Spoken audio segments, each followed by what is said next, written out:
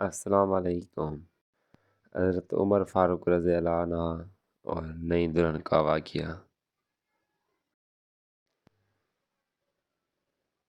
ایک دفعہ گشت کر رہے تھے کہ آپ کو ایک گھر میں سے گنگنانے کی آواز سنائی دی، جیسے کوئی کچھ گا رہا ہو، اور وہ آواز ایک لڑکی کی تھی۔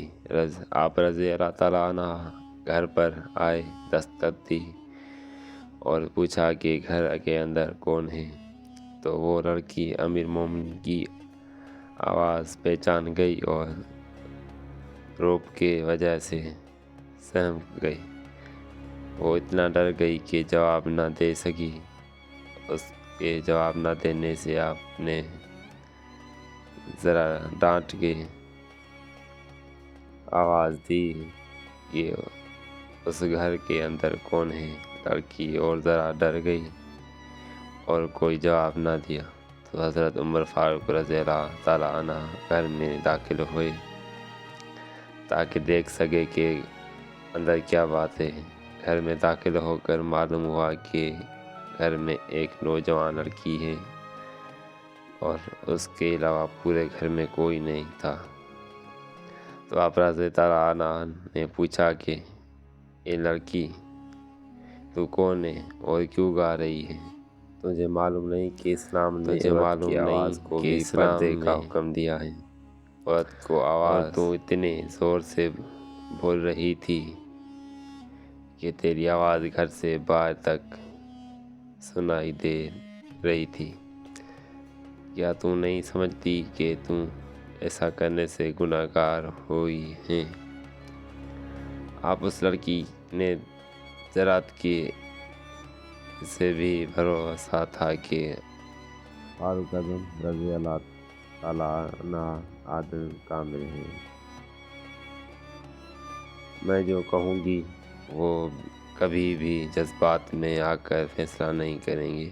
لڑکی نے کہا، امیر المومنین، اصل بات یہ ہے کہ میں نوجوان لڑکی ہوں اور بھرپور جوانی میں ہوں، اور ابھی 15 دن پہلے میری شادی ہوئی ہے۔ میرا خاوند بھی نوجوان ہے۔ آپ رضی اللہ تعالیٰ عنہ نے اس کو فلاں جگہ پر فوج کے ساتھ بھیج دیا۔ میں اس کی جدائی میں یہ عاشقانہ اشعار پڑھ رہی تھی، اور کوئی بات نہیں، نہ تو میں زانیہ ہوں اور نہ ہی بد کردار۔ تو آپ رضی اللہ تعالیٰ عنہ نے فرمایا کہ